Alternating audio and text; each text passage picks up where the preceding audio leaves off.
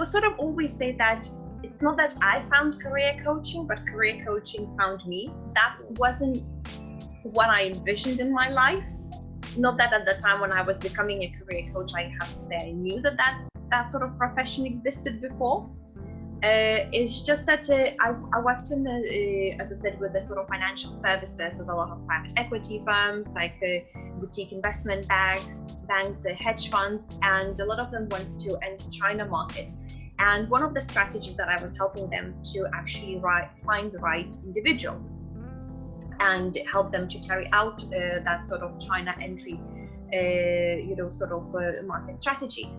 And the company that I worked for, and I was sort of giving this consultancy, starting changing the business model, and they were starting focusing a lot on career coaching. And while I was carrying out this recruitment strategy, I would help people to pass the interview. I would kind of give them some tips because I would work very closely with the company. I would know what the expectations are. They would give me a brief of knowing what sort of to look for in the person. So to make sure that the match is, it's visible for everybody, and to actually make sure that the chances of the success are increasing, I would be coaching people and giving them ideas. And that was a sort of, when I was doing it, I didn't know that was career coaching. That was a sort of, kind of part of the things that I was hoping to make my job easy, and really sort of finding the person that I think is going to be suitable will convince a hiring manager that, he or she is suitable as well. And as I said, company was changing business models, and it was kind of like, oh, do you want to try it? Oh, this is what, career coaching is about. These are the career coaches that we have. Would you like to be involved? And I thought, yeah, why not? Let's have a look what it is. So I kind of got into career coaching without fully understanding what it is, and all the really knowledge and expertise that I've built in the last years were just through practice. Just really figuring out what works, what doesn't, how do you work with clients, what really helps them, what is the recruitment process. So I've been just sort of working with a company, carrying out career coaching work, but also with the time, companies started growing, we needed new coaches, so I would get involved in recruiting other coaches and training them and explaining what actually we do here as career coaches, how we help our clients.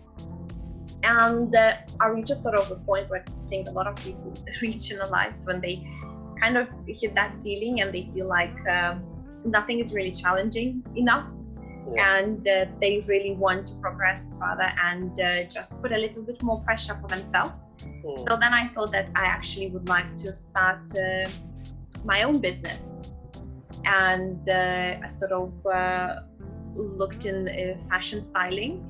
Because for sort of while I was career coaching, I also completed a few fashion styling courses. I was kind of doing this on the side. I was really always passionate about shopping, beautiful shoes, beautiful clothes, everything.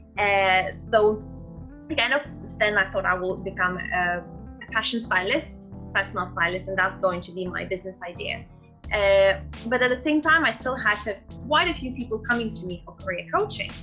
And people would still come in me for advice because I've been doing it at that time for quite a while. And I reached a point that I thought, I'm just going to combine both of these things and actually use personal image more as a personal branding element to help you to really stand out in the hiring process, and to really tell your story with how you look, how you present, how you carry yourself.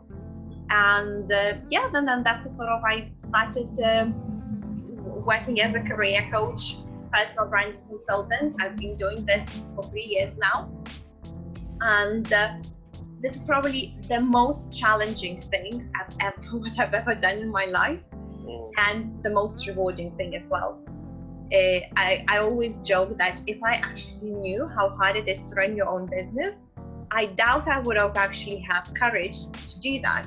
But now when you are here, I can't imagine any other way to actually live my life, and can't imagine anything else I would like to do more. I started my business to escape 9 till 5, so now I'm actually working 7 till 3 a.m.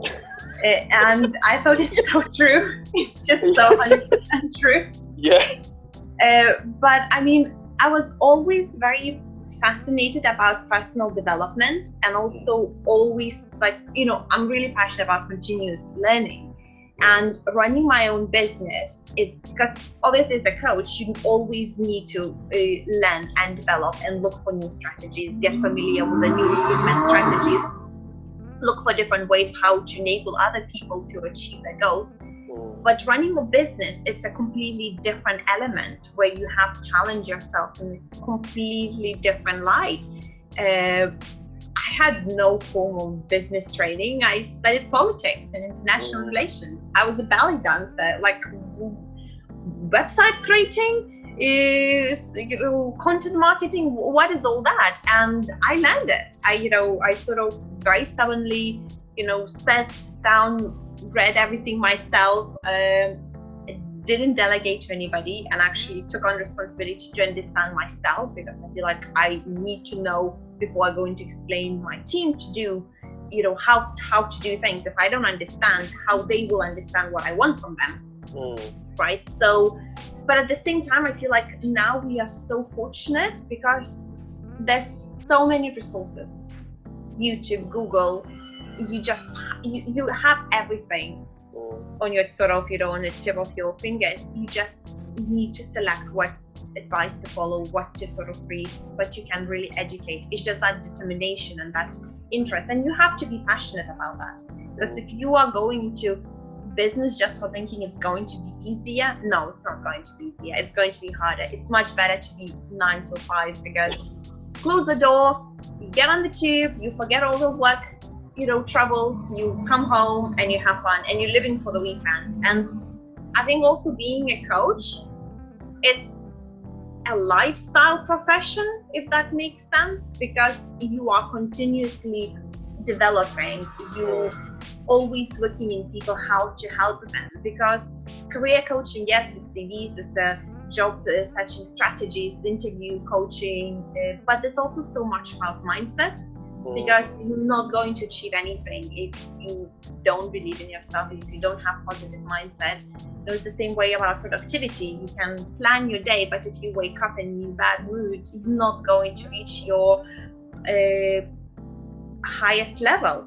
So it's everything. There's so many, and there's so much. I think more I read, more I learn. I feel like that's just sort of tip of an iceberg. A long story, but I'll try to keep it as simple so everyone can stay on this podcast and not go. So I was born in Taiwan, Taipei, but I grew up in Indonesia because my parents have lived there and they have been working there.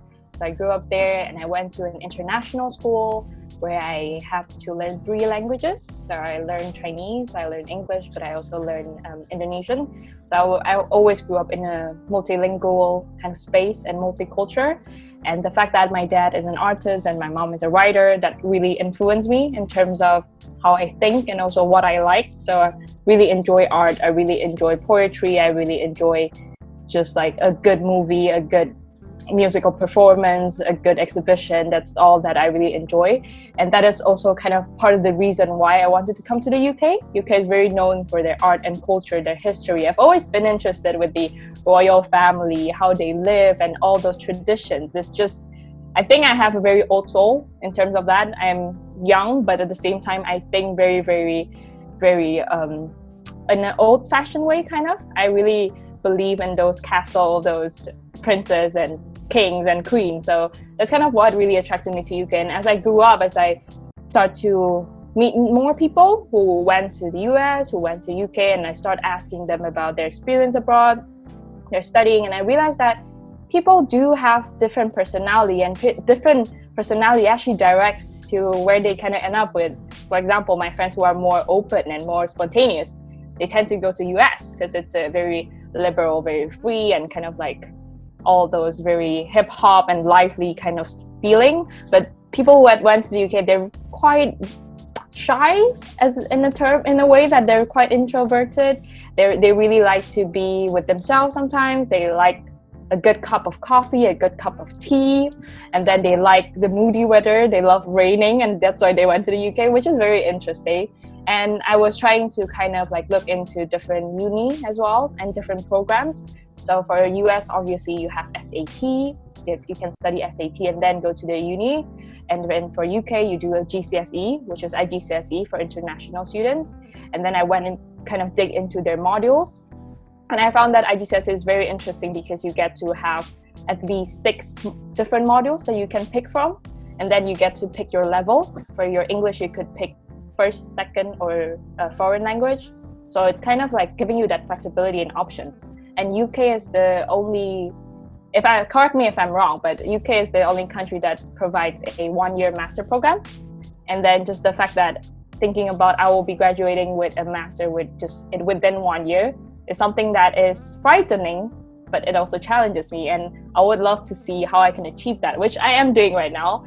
It's a bit tiring at first, but it's all going well. So I would say those kind of aspects in terms of the career prospect and the academic prospect is what really attracts me to the UK, and the fact that UK has a really rich culture and art, and I have teachers from the UK, and I've always enjoyed talking to them. I've always feel that somehow deep down inside I'm just really, really attracted to be in the UK, although I have friends or families in the US, but I've always wanted to be in the UK. And also another point, which is not exactly about academic, but the location. It was so close to Europe. It's like a travel destination. It's all where you can really see the culture. You can go to different European countries, and it's also close to US. So if you want to travel there, it's also a good location. Not now, right, because of the pandemic, but hopefully in the future you can get to travel and everything. So that's kind of like all the combined reason,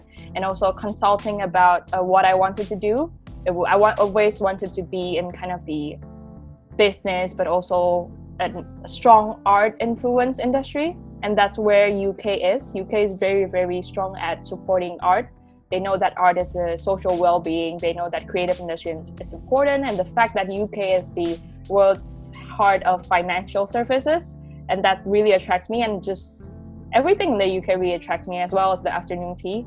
So I always wanted to live in London, going to the museums, going to see London Eye. And when I came here, I was like, oh wow, I love it. When I came here in 2018 for my bachelor degree, which I did a fast track program, so it was only 1 year in the UK.